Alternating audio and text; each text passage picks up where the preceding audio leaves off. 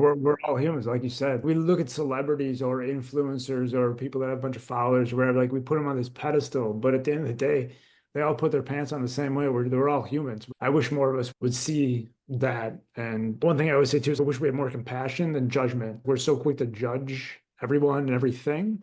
And if we Mm. just took the step back to have more compassion for the world and maybe try to see things from the other person's perspective versus just trying to put that situation from our lens, I think it could help a lot. Mm. And I think one of the difficult things about that is that it's hard to be compassionate to somebody else if you judge yourself all the time, right? That's good. Yeah, I have a very strong inner critic. And one of the things that I'm always talking to people about is stop judging. And then I'm like, could you just take the narrative inside for a little while and stop judging yourself?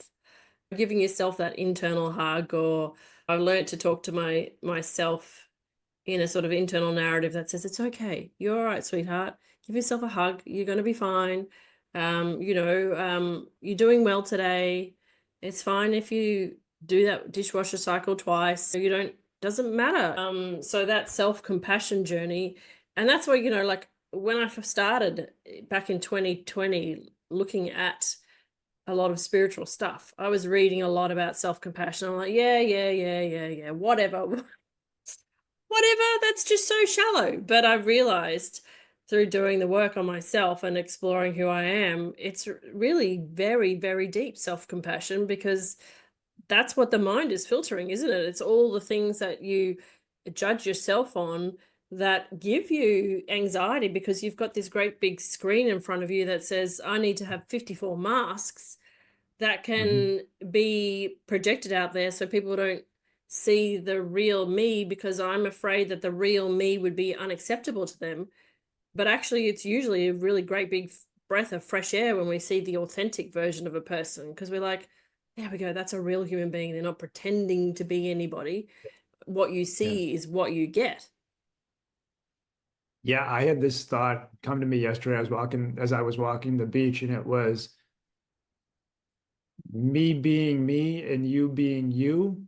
And what I mean by that is from a relationship standpoint, the best relationships, in my opinion, are when I'm just being me and the other person is just being them.